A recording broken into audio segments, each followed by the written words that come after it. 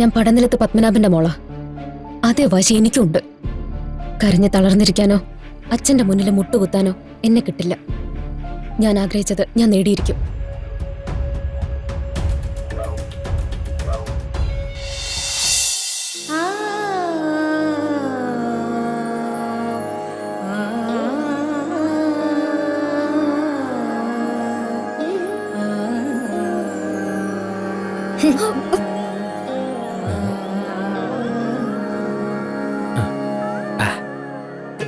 ഓരോരോ തോന്നല്.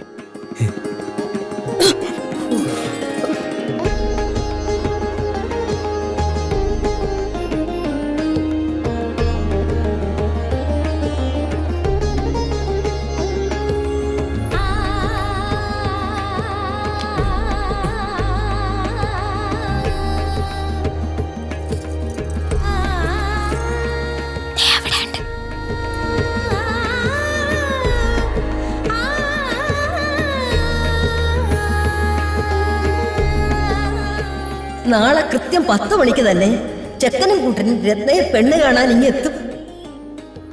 അതിനു വേണ്ട ഏർപ്പാടുകളൊക്കെ സമയത്ത് തന്നെ ഇവിടെ റെഡിയായിരിക്കണം. വൈകിപ്പിക്കരുത്. ഇതത് തന്നെ. അതെ അതെ.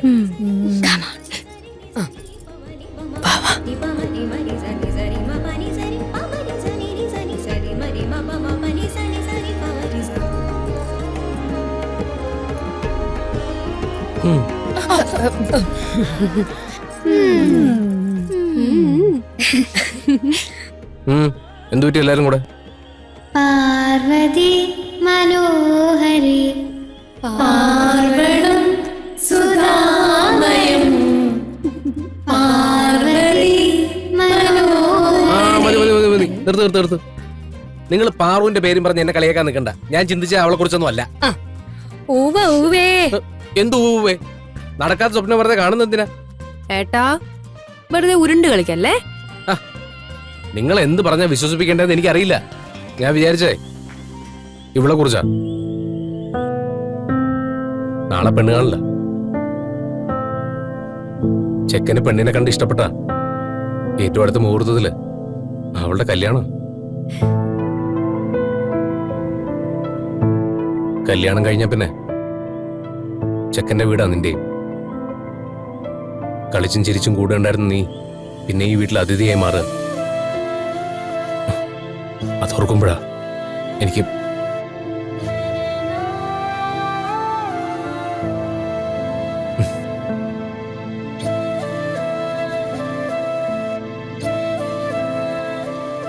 പോയാലേ മതിയാവും. അല്ലാതെ എന്നും ഈ വലിയേട്ടനെ കെട്ടിപ്പിടിച്ചിരിക്കാൻ പറ്റില്ലല്ലോ. എന്തിനാ ഏട്ടാ ഇങ്ങനൊക്കെ പറയുന്നേ? ഏട്ടൻ ഇങ്ങനൊക്കെ പറഞ്ഞ ഞങ്ങക്ക് വിഷമാവും. ഏട്ടാ ഒന്ന് നിർത്തണുണ്ടോ?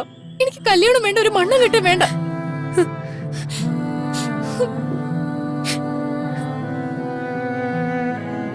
ഏട്ടൻ പറഞ്ഞ സത്യമല്ലേ? എന്നും നിങ്ങളിങ്ങനെ എന്റെ തണലിൽ കഴിഞ്ഞാൽ മതിയോ? നിങ്ങൾക്ക് നിങ്ങളുടേതായ ഒരു ജീവിതം ഉണ്ടാക്കണ്ടേ?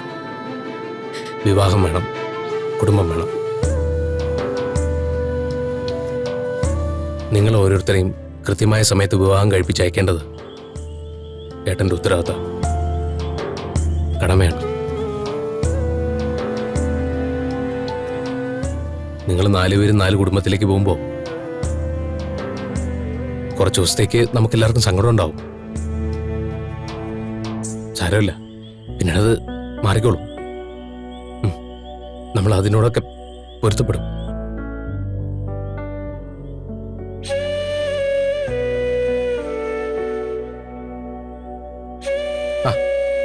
ഇത് കൊള്ളാം. നിങ്ങൾ എല്ലാവരും കൂടെ ഇങ്ങനെ സങ്കടപ്പെട്ടാലോ? എല്ലാവരും സങ്കടമൊക്കെ ഒന്ന് കളഞ്ഞേ. നിങ്ങളുടെ സന്തോഷത്തിന് വേണ്ടി ഞാൻ ഒരു പാട്ട് പാടിത്തരാം. അയ്യോ പാട്ട് വേണ്ടേ? ദേവദൂതർ പാടി നീ നല്ല പാട്ടാ, കേട്ടു. ഈ ഒലീവിൻ പൂക്കൾ ചൂടിയാടും നിലാവിൽ. പോയോ പോയോ? നല്ല പാട്ടായിരുന്നല്ലോ. നീ എൻ സർഗ സൗന്ദര്യമേ നീ എൻ സർഗ ലാ. അപ്പൊ നിന്റെ ഇഷ്ടോ? എന്റെ ഇഷ്ടത്തിനൊന്നും ഇവിടെ യാതൊരു പ്രാധാന്യവും ഇല്ല. നീ അത് പറഞ്ഞില്ലേ? പറഞ്ഞിട്ടും വലിയ പ്രയോജനമൊന്നുമില്ല. അപ്പോ നീ എല്ലാം ഉപേക്ഷിക്കാൻ തീരുമാനിച്ചോ? ഒന്നും ഉപേക്ഷിക്കുന്നില്ല. അതിന് പാർവതിയുടെ ജന്മം അവസാനിക്കണം. ഞാൻ പടനിലത്ത് പത്മനാഭന്റെ മോളാ. അതേ വാശി എനിക്കുണ്ട്. കരഞ്ഞ് തളർന്നിരിക്കാനോ അച്ഛന്റെ മുന്നിൽ മുട്ടുകുത്താനോ എന്നെ കിട്ടില്ല. ഞാൻ ആഗ്രഹിച്ചത് ഞാൻ നേടിയിരിക്കും.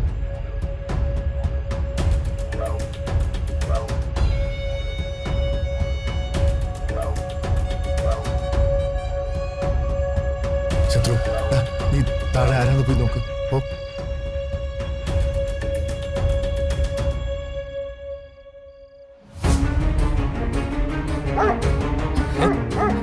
അയ്യോ, ശത്രു. ശത്രു? ഇവിടുത്തെ നായയുടെ പേരാ ശത്രു.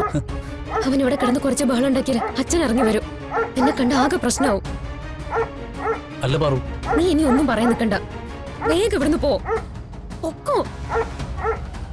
നിന്നെ ഞാൻ പിന്നെ വിളിച്ചോളാം. ചെല്ല് പ്ലീസ്.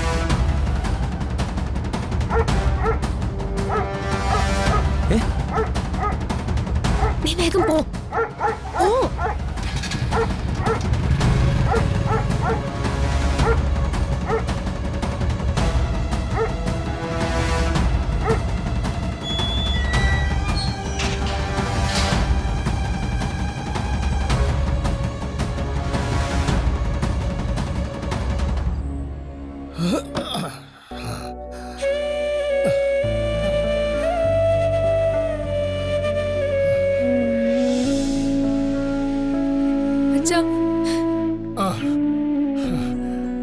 അച്ഛന്റെ പൊണ്ണുകളൂടെ ഒന്നിരിക്കേ. അച്ഛൻ ഇത് എന്ത് ഭാവിച്ചാ? രാവിലെ ഒന്നും കഴിച്ചിട്ടില്ല, ഉച്ചയ്ക്ക് ഒന്നും കഴിച്ചില്ല, രാത്രി അത്താഴം കഴിക്കാൻ വിളിച്ചപ്പോ അതിനും വന്നില്ല. എന്താ അച്ഛാ ഇങ്ങനെ? ചോദിച്ചതിന് മറുപടി ഇല്ലേ? ഞാൻ പുറത്തുനിന്ന് കഴിച്ചിട്ടാ ഉള്ള വന്നത്. അതിന്റെ മുഖത്ത് നോക്കി പറഞ്ഞേ, പറയാൻ. നിന്നോട് ഞാൻ എങ്ങനെയാ മോളെ കള്ളം പറയുന്നത്? നീ എന്റെ പൊന്നു മോളല്ലേ? അപ്പൊ ഇതുവരെ ഒന്നും കഴിച്ചിട്ടില്ല. അതുകൊണ്ടാ ഞാൻ കഞ്ഞിയും കൊണ്ട് വന്നത്.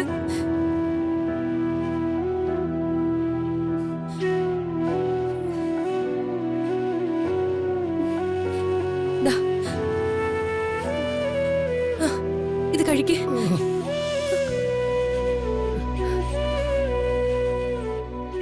വെറുതെ കള്ളു മാത്രം കുടിച്ചോണ്ടിരുന്നാലേ പെട്ടെന്ന് മേളിലേക്ക് പോണ്ടി വരും. എനിക്കൊന്നും വേണ്ട മോളെ, കഴിച്ചാ ഇറങ്ങൂല.